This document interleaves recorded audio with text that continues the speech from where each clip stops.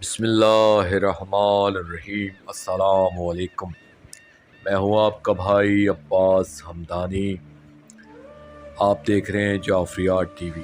آج کا ہمارا مضمون ہے زندان کوفہ و دربار۔ دوستو، 12 محرم 61 ہجری بمطابق 11 اکتوبر 680 عیسوی بروز اتوار صبح 8 بجے قافلہ تسلیم و رضا کوفہ میں داخل ہوا اور کناسہ کوفہ سے ہوتے ہوئے تقریباً 11 بجے کے قریب یہ پاک کاروان زندان کوفہ کے دروازے پر پہنچا۔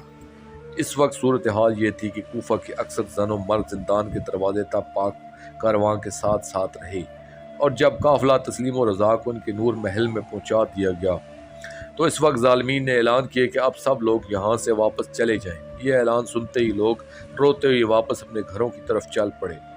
12 محرم کے دن اس پاک قافلہ تسلیم و رضا کو ابن زیاد کے دربار میں پیش نہیں کیا جا سکا، کیونکہ فرعون کوفہ عبید اللہ ابن زیاد ملعون نے اسی روز اپنی ران کے زخم کی وجہ سے تکلیف میں مبتلا تھا۔ اس لیے اس ملعون ازل نے حکم دیا کہ پاک کاروان کو قصر دارالامارہ کے مشرقی زندان میں پہنچا دیا جائے۔ اس وقت اس زندان کا داروغہ عمر ابن حریث ملعون تھا۔ عمر ابن سعد ملعون نے اس پاک قافلہ کو اپنی نگرانی میں نور محل تک پہنچایا، مگر اس وقت یہ ملعون ابن زیاد سے نہیں ملا، بلکہ پاک کاروان کی تمام تر ذمہ داری عمر ابن حریث کے سپرد کرنے کے بعد دربار کو ایک حاجب سے یہ کہہ کر کہ میں نماز ظہر کے بعد فرعون کوفہ سے ملاقات کروں گا اپنے گھر چلا گیا۔ گھر پہنچ کر اس ملعون نے غسل کیا، کھانا زہر مار کیا، پھر فاخرہ لباس پہنا، ریشمی عبا اوڑھی جس کی آستینیں بہت کھلی تھیں، جو تفاخر و تکبر کی علامت سمجھی جاتی تھی، ریشمی امامہ سر پر رکھا اور گھر سے باہر نکل آیا۔ اپنے ساتھ غلاموں کا ایک دستہ لیا اور ابن زیاد کے محل کی طرف روانہ ہو گیا۔ اس وقت مسجد کوفہ میں ظہر کی اذان دی جا رہی تھی۔ عمر ابن سعد نے مسجد کوفہ میں ظہر کی نماز ادا کی، پھر یہ ملعون عبید اللہ ابن زیاد کے رہائشی محل قصر دارالامارہ کی طرف چلا گیا، جو مسجد کوفہ کے قریبی مشرق کی جانب واقع تھا۔ مسجد کا ایک بغلی دروازہ اس قصر میں کھلتا تھا۔ یہ ملعون اس دروازے سے گزر کر ابن زیاد ملعون کے قصر کے سامنے پہنچا تو وہاں پہلے سے موجود ایک حاجب سے اس نے ابن زیاد ملعون کی خیریت دریافت کی تو اس حاجب نے بتایا کہ فرعون کوفہ ملعون ابھی تک درد کے عذاب میں مبتلا ہے، مگر تمہارا انتظار بھی کر رہا ہے۔ عمر ابن سعد ملعون فوراً اندر پہنچا تو ابن زیاد ملعون کو اپنا منتظر پایا۔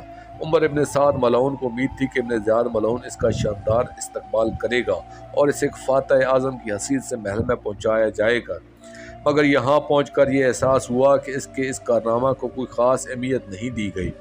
بہرحال یہ ابن زیاد ملعون کے سامنے جا کر کھڑا ہو گیا اور اس نے اپنی کرسی پر بیٹھنے کا حکم دیا۔ عمر ابن سعد نے اسے مبارک دی اور کہا کہ مجھے اللہ نے کامیابی عطا کی ہے، تمہیں یہ فتح مبارک ہو، کیونکہ یہ سب کچھ تمہاری کوششوں سے ہی ممکن ہوا ہے۔ ابن زیاد ملعون نے اسے مبارکباد دی کہ کوئی جواب نہیں دیا، بلکہ اپنے مکروہ چہرے پر شیطانیت کی کرختی سجا کر پوچھا کہ وہ خط کہاں ہے جو میں نے تجھے رائے تہران کی حکومت دینے سے متعلق تحریر کر کے دیا تھا۔ عمر ابن سعد نے جواب دیا کہ اس خط کی آج تو کوئی ضرورت نہیں ہے، کیونکہ اس وقت میں تم سے رائے تہران کی حکومت طلب کرنے نہیں آیا ہوں، نہ ہی یہ مناسب ہے، اس لیے وہ خط میں اپنے ساتھ نہیں لایا ہوں۔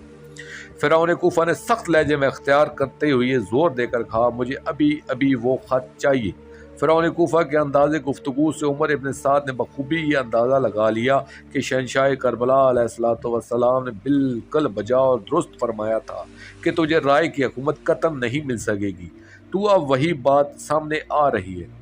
یہاں یہ یاد دہانی کے لیے اس بات کا اعادہ کرتا چلوں کہ 9 محرم کی رات مظلوم کربلا علیہ السلام کے ساتھ عمر ابن سعد ملعون کے بالمشافہہ مذاکرات ہوئے تھے، تو امام مظلوم علیہ السلام نے اس ملعون سے دریافت فرمایا تھا کہ تم فرزندان رسول صلی اللہ علیہ وآلہ وسلم کو کیوں شہید کرنا چاہتے ہو؟ تو اس ملعون نے عرض کیا تھا کہ جناب، رائے تہران کی گندم بہت لذیذ ہے۔ اس وقت امام کائنات علیہ السلام نے فرمایا کہ انشاءاللہ وہ تو تمہیں کبھی نصیب نہیں ہوگی۔ یہی فرمان عمر ابن سعد کو آج ابن زیاد ملعون کے بگڑے ہوئے تیور دے کر یاد آیا تو اسے یقین ہو گیا کہ رائے کی حکومت اب شاید مجھے کبھی نہیں مل سکے گی، لیکن اس نے اپنا یہ خدشہ ظاہر نہیں کیا اور پوچھا کہ وہ خط کیوں مانگ رہے ہو؟ ابن زیاد ملعون نے کہا کہ جب تک تم مجھے وہ خط نہیں دو گے تمہیں کوئی انعام نہیں مل سکے گا۔ یہ بات سنتے ہی اسے یقین کامل ہو گیا کہ رائے کی حکومت کا میرا درینہ خواب اب کبھی بھی شرمندہ تعبیر نہیں سوچ سکتا، مگر پھر بھی امید کی ایک مہم سی کرن اس کے دل میں تھی کہ وہ خط یزید ابن معاویہ ملعون شام کو دکھا کر اس وعدہ کی تکمیل کی درخواست کی جا سکتی ہے کہ جو ابن زیاد ملعون نے مجھ سے کیا تھا۔ اس لیے ابن سعد ملعون نے اس خط دینے سے انکار کر دیا۔ ابن زیاد ملعون نے درستی سے کہا اگر تم خط نہیں دو گے تو میں تجھے ذرا بھر بھی انعام نہیں دوں گا۔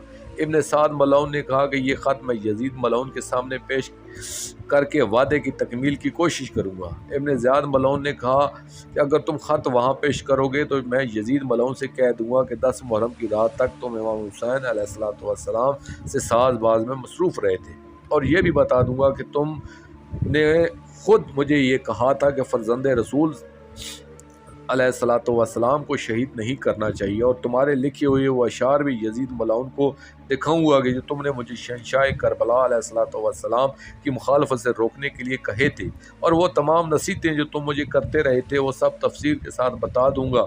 تو پھر بتاؤ کہ تمہیں انعام ملے گا یا جہنم؟ اس لیے تیرے حق میں یہی بہتر ہے کہ وہ خط فوراً میرے حوالے کر دو، کیونکہ کربلا روانگی کے وقت تم نے کہا تھا کہ میں یہ قدم صرف تمہاری خوشی اور خوشنودی کے لیے اٹھا رہا ہوں۔ اب کس منہ سے رائے کی حکومت کا دعوے دار بن کر آیا ہے؟ جس وقت ابن زیاد ملعون نے یہ بات کی تو ابن سعد ملعون چند اشعار پڑھتا ہوا وہاں سے اٹھ کھڑا ہوا، جن کا مفہوم یہ تھا: میری پوزیشن آج ایک ایسے مفلس اور تنگ دست کافر کی طرح ہے کہ جس کو نہ تو دنیا مل سکی اور نہ ہی عقبہ۔ میری حالت آج اس بدصورت پیشہ ور لونڈی کی طرح ہے کہ جسے نہ لذت نفس ملتی ہے اور نہ پیسہ یعنی دولت ملتی ہے۔ مجھ سے زیادہ بدبخت اور کون ہو سکتا ہے کہ میں نے شہنشاہ انبیاء صلی اللہ علیہ وآلہ وسلم اور اللہ تعالیٰ کو ناراض کرتے ہوئے دولت، حکومت اور جاگیروں کے لالچ میں اپنی آخرت خود اپنے ہی ہاتھوں سے برباد کی ہے۔ مگر افسوس کہ نہ تو مجھے دولت اور حکومت ملی اور نہ ہی عقبہ کے سنورنے کی امید باقی رہی۔ زندان کوفہ 12 محرم الحرام کے حالات بیان کرتے ہوئے میں عرض کر رہا تھا کہ پاک قافلہ تسلیم و رضا کو قصر دار الامارہ کے سے مشرق کی جانب واقع زندان یا نور محل میں پہنچا دیا گیا۔ اب یہاں اس زندان کی حالت اور وہاں موجود کائنات کی مقدس ترین ذوات مقدسہ علیہم السلام کی کیفیات عرض کرنا چاہتا ہوں۔ تاریخ کربلا شاہد ہے کہ زندان کوفہ 2 حصوں پر مشتمل تھا۔ ایک اس کا بالائی حصہ تھا جسے آپ گراؤنڈ فلور سمجھ لیں، اور دوسرا زیریں حصہ تھا جسے آپ تہہ خانہ یا سرداب کہہ سکتے ہیں۔ یہ ایک تنگ و تاریک کمرہ تھا جس میں روشنی یا ہوا کا کوئی انتظام نہیں تھا۔ اسی ایک کمرے میں تمام پردہ داروں کو پہنچا دیا گیا جہاں ان کے لیے کھل کر بیٹھنے کی گنجائش بھی نہ تھی، اور اسی جگہ پاک پردہ دار ران وحدت صلوات اللہ علیہ نے تمام رات گزاری۔ مگر حالت یہ تھی کہ جب معظمہ عالیہ بی بی صلوات اللہ علیہ تمام پاک پردہ داران توحید صلوات اللہ علیہ کے درمیان میں تھیں، اور باقی مستورات صلوات اللہ علیہ ان کی چاروں طرف حلقہ بنائے ہوئے تشریف فرما تھیں، اور سبھی مستورات نے مل کر گریہ کرنا شروع کر دیا، گزرے ہوئے دن کی ایک ایک بات اور مظالم و مصائب کو یاد کرتے ہوئے روتی رہیں۔ کوئی پاک مستور صلوات اللہ علیہ اپنے بیٹوں کی یاد میں اور کوئی پاک مستور صلوات اللہ علیہ اپنے بھائیوں کی یاد میں منہمک ہو کر گریہ فرماتی رہی۔ یہ گریہ و بقا اور نوحہ خوانی تمام رات جاری رہی۔ گویا ہم کہہ سکتے ہیں کہ یہ زندان نہیں ایک عزا خانہ تھا کہ جہاں مظلوم کربلا علیہ السلام کے عزادار مقیم تھے، جو کوفہ میں عزاداری کا آغاز کرتے ہوئے وہاں اس کی بنیادیں استوار کر رہے تھے، اور یہ ساری رات تمام پاک پرداداروں کو روتے ہوئے گزر گئی۔ یہ گریہ و زاری، نوحہ خوانی اور محفل عزا فقط اسی نور محل میں منعقد نہیں ہو رہی تھی، بلکہ تاریخ شاہد ہے کہ 13 محرم کی رات کوفہ کا کوئی ایک گھر بھی ایسا نہیں تھا کہ جس میں امام مظلوم کربلا علیہ السلام کی مظلومیت اور شہادت پر گریہ نہ کیا گیا ہو۔ اور میں یہ سمجھتا ہوں کہ یہ پاک معظمہ عالیہ بی بی صلوات اللہ علیہ کی محنت کا نتیجہ اور زندہ معجزہ تھا کہ دشمن اور دوست سبھی آپ کے پاک بھائی علیہ السلام کی شہادت پر گریہ کناں اور اشک فشاں تھے۔ 13 محرم کی صبح ہوئی مگر نہ ہونے جیسی تھی، کیونکہ حسب سابق آج بھی ہر طرف تاریکی کا راج تھا، یعنی دنیا پر ایک اندھیرا چھایا ہوا تھا، اور یہ سلسلہ شام غریبہ سے مسلسل جاری تھا۔ صبح کے تقریباً 9 بجے عمر ابن حریث ملعون زندان کوفہ کے دروازے پر پہنچا اور شہنشاہ کربلا علیہ الصلوۃ والسلام کی دستار کے پاک وارث مولا سید الساجدین علیہ الصلوۃ والسلام کی خدمت اقدس میں عرض کیا کہ آج آپ نے دربار تشریف لے جانا ہے۔ پاک مستورات صلوات اللہ علیہ سے عرض کریں کہ یہاں سے دربار قریب ہی ہے، اس لیے آپ سب کو وہاں تک پیدل ہی جانا پڑے گا۔ یہاں کچھ محل وقوع کے بارے میں بتاتا چلوں کہ زندان کوفہ کی پچھلی جانب وہ گھر عطر تھا کہ جس میں پاک بابا علیہ الصلوۃ والسلام کے دور اقتدار میں پاک مستورات صلوات اللہ علیہ رہائش پذیر تھی۔ زندان سے جنوب کی طرف قصر دار الامارہ تھا، اس کے سامنے ایک چھوٹا سا راستہ تھا۔ اس راستے سے زندان کے مغربی طرف مسجد کوفہ تھی، جس سے مسجد کوفہ اور زندان کے درمیانی راستے کے کنارے زندان کے بالکل قریب جناب مسلم بن عقیل علیہ الصلوۃ والسلام کی مزار بنائی گئی تھی، جہاں آج ان کا روضہ عطر بھی ہے، اور اس کے سامنے جناب ہانی علیہ السلام اور جناب حنظلہ علیہ السلام کی مزاریں ہیں۔ یا یہ بھی بتاتا چلوں کہ یہ جناب حنظلہ ابن مرہ علیہ السلام کون ہے۔ حنظلہ ابن مرہ علیہ السلام جب کوفہ کے ظالمین نے سرکار مسلم علیہ السلام اور جناب ہانی علیہ السلام کو شہید کیا تھا تو اس وقت ان کی لاشوں کی بے حرمتی کی گئی تھی۔ میں یہی کچھ کہہ سکتا ہوں کہ جس وقت ان کی پاک لاشوں کو سنہری مسندوں پر سلا کر بازاروں کی سیر کرائی جا رہی تھی تو آسمان و زمین کے ملکوت بھی سروں میں خاک ڈال کر رو رہے تھے۔ جس وقت کوفی ملائین ان لاشوں کو محلہ بنی مزہج کی گلیوں میں لے آئے تو جناب میثم تمار علیہ السلام کے گھر کے بالکل سامنے جناب حنظلہ بن مرہ نے تلوار بے نیام کرتے ہوئے نعرہ تکبیر بلند کیا اور کوفی ملائین پر حملہ کر دیا۔ یہ حملہ اس قدر اچانک اور شدید تھا کہ فوج کے سنبھلنے سے پہلے انہوں نے 14 ملائین کو جہنم واصل کر دیا، مگر اس جنگ میں خود بھی شدید زخمی ہو کر زمین بوس ہو گئے۔ ان کے گرتے ہی باقی فوج نے ان پر حملہ کر دیا اور انہیں اسی مقام پر شہید کر دیا۔ اس کے بعد ان کی لاش کو بھی سرکار امیر مسلم علیہ الصلوۃ والسلام اور جناب ہانی علیہ السلام کے ساتھ بازار کی سیر کرانا شروع کر دی گئی، مگر ابھی یہ لوگ یہاں سے چند قدم ہی چلے تھے کہ جناب ہانی علیہ السلام کی زوجہ محترمہ کے احساس دلانے پر قبیلہ بنی مزہج نے اپنے حلیف قبائل کے ساتھ مل کر کوفیوں پر حملہ کر دیا تھا اور کوفی لاشیں چھوڑ کر بھاگ نکلے تھے۔ اس وقت جناب میثم تمار علیہ السلام کی زوجہ نے فوراً یہ لاشیں اٹھوا کر اپنے گھر رکھوا دی۔ پھر رات کے وقت جناب ہانی علیہ السلام کی بیوی نے ان لاشوں کے غسل و کفن کا انتظام کیا اور مسجد کوفہ کی دیوار کے ساتھ دفن کروا دیا تھا، مگر خوف ظالمین کی وجہ سے ان مزاروں کے نشان مٹا دیے گئے تھے۔ جب پاک قافلہ تسلیم و رضا کوفہ پہنچا تو اس وقت جناب میثم تمار علیہ السلام کی بیوی اور جناب حنظلہ بن مرہ سلام اللہ کی بیوی ان کے مزاروں کی خفیہ طور پر محافظت کر رہی تھی، اور اس وقت ان لاشوں کی تدفین کا علم جناب ہانی علیہ السلام اور جناب میثم تمار علیہ السلام اور جناب حنظلہ علیہ السلام کی بیوگان اور ان کے خاص غلاموں کے علاوہ کسی کو نہیں تھا، یعنی اس وقت تک یہ مزاریں گمنام تھیں۔ کافی عرصہ بعد یہاں روضہ عطر تعمیر کیے گئے تھے۔ ان مزاروں کے آگے شمالاً جنوباً ایک راستہ تھا جو مسجد کوفہ کے شمالی دروازے تک جاتا تھا۔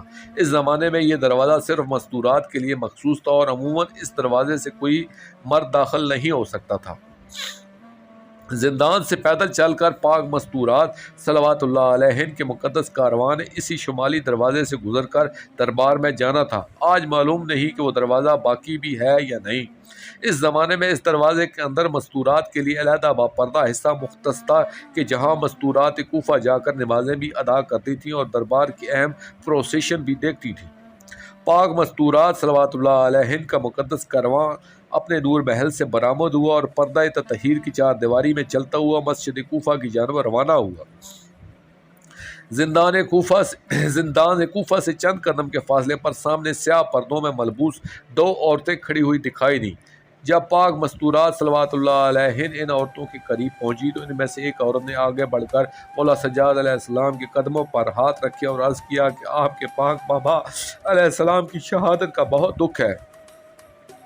آپ نے فرمایا کہ تمہارے سرتاج کا بھی بہت دکھ ہے۔ پھر دوسری مستور نے آگے بڑھ کر قدم چومے اور رو کر عرض کرنے لگی، ہمیں آپ کے پاک گھر کے اجڑنے کا بہت دکھ ہے۔ آپ نے فرمایا کہ تمہاری بیٹیوں کے یتیم ہونے کا بھی ہمیں بہت دکھ ہے۔ اور اس باہمی پرساداری کے بعد دونوں عورتوں نے عرض کی کہ ہم شہنشاہ وفا علیہ الصلوۃ والسلام کی پاک بہن صلوات اللہ علیہ سے ملاقات کرنا چاہتی ہیں۔ وقت کم ہے اور ہر طرف دشمن ہے، اس لیے ہم دونوں زیادہ دیر تک ٹھہر نہیں سکتی ہیں۔ اس وقت شہنشاہ وفا علیہ الصلوۃ والسلام کی پاک ہمشیر یعنی سرکار امیر مسلم علیہ السلام کی پاک زوجہ صلوات اللہ علیہ نے آگے بڑھ کر پوچھا کہ آپ دونوں کون ہیں، ہمیں کیا کہنا چاہتی ہیں؟ انہوں نے روتے ہوئے عرض کیا کہ آقا زادی ہم دونوں بہت مشکل سے یہاں تک پہنچی ہیں اور آپ کو آپ کے سرتاج سرکار امیر مسلم علیہ السلام کو پرسہ دینا چاہتی ہے۔ اس ظالم شہر میں ان پر جو مظالم ڈھائے گئے تھے ان کے بارے میں آپ کو آگاہ کرنا چاہتی ہے، اور ہماری یہ خواہش بھی ہے کہ آپ کو آپ کے پاک سرتاج علیہ السلام کی مزار دکھائیں اور آپ کو ان کی مزار اطہر پر لے جائیں۔ اس وقت مولا غازی پاک علیہ السلام کی پاک ہمشیر صلوات اللہ علیہ نے بے تابی سے پوچھا کہ ہمارے پاک سرتاج علیہ السلام کی مزار کہاں ہے؟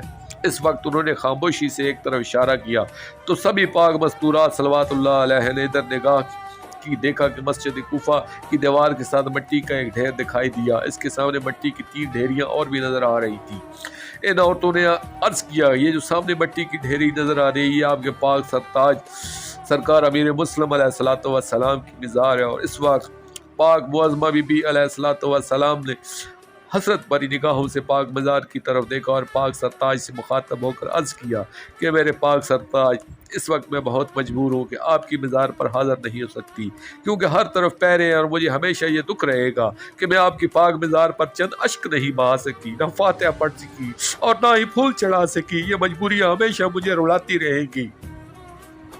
میرے سرتاج مجھے اپنے کنس و شہزادوں کے بارے میں بہت زیادہ تشویش ہے، خدا جانے اس وقت کہاں اور کس حال میں ہے۔ کمسن ہے، معصوم ہے، ہر طرف دشمن ہے ہی دشمن ہے جو ہمارے بچوں پر بھی رحم نہیں کرتے۔ پردیس میں نہ جانے وہ کیسے وقت گزار رہے ہوں گے، یہاں کوئی شخص ہمیں ان کے بارے میں کوئی درست اطلاع فراہم نہیں کر رہا، اس لیے میں ان کے لیے بہت زیادہ پریشان ہوں، کیونکہ آخر میں ایک ماں ہوں۔ تمام مومنین ان آنسو بھری آنکھوں کے وسیلہ سے بارگاہ رب العزت میں دعا کریں کہ اس پاک معظمہ بی بی صلوات اللہ علیہ کو اپنے کمسن معصوم بیٹے جلد از جلد ملن جائیں اور ان کی ممتا کی حسرتیں اور آرزوئیں پوری ہوں۔ پاک معظمہ بی بی صلوات اللہ علیہ دوبارہ اپنے سہاگ کے سائے میں خوشیوں منائیں۔ سرکار امیر مسلم پاک علیہ السلام کا گھر دوبارہ آباد ہو۔ سرکار عقیل علیہ السلام کے تمام فرزندان علیہم السلام کو ابدی اور دائمی خوشیاں نصیب ہو۔ ان کے پاک منتقم ہمارے امام زمانہ اجر اللہ فرج شریف فوراً تلواری کے انتقام بلند فرمائے، اور وہ تمام موالین اور مومنین جنہوں نے ان کے دکھوں پر آج تک آنسو بہائے اب ان کے پاک گھر کی خوشیوں میں شریک ہو، تاکہ ان کے دلوں سے دکھوں کے تمام داغ ہمیشہ کے لیے مٹ جائیں۔ آمین یا رب العالمین۔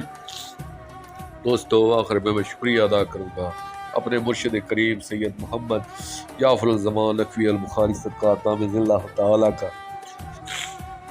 یہ مضمون میں نے ان کی کتاب مجالس المنتظرین علی روضۃ المظلومین جلد 4 سے پیش کیا ہے، اور آخر میں اپنے پاک شہنشاہ کی بارگاہ میں دعا کریں گے۔ الجل الجل یا ولی المظلومین، الجل الجل یا منتقم سرکار مسلم بن عقیل علیہ السلام، الجل الجل یا سار اللہ، الجل الجل یا لسارت الحسین، الجل الجل یا سائر البائر، اجر اللہ تعالی فرجک و صلوات اللہ علیکہ یا ربا محمد وآل محمد صلی اللہ محمد وآل محمد وعجل فرج آل محمد صلی اللہ علیہ وآلہ وسلم۔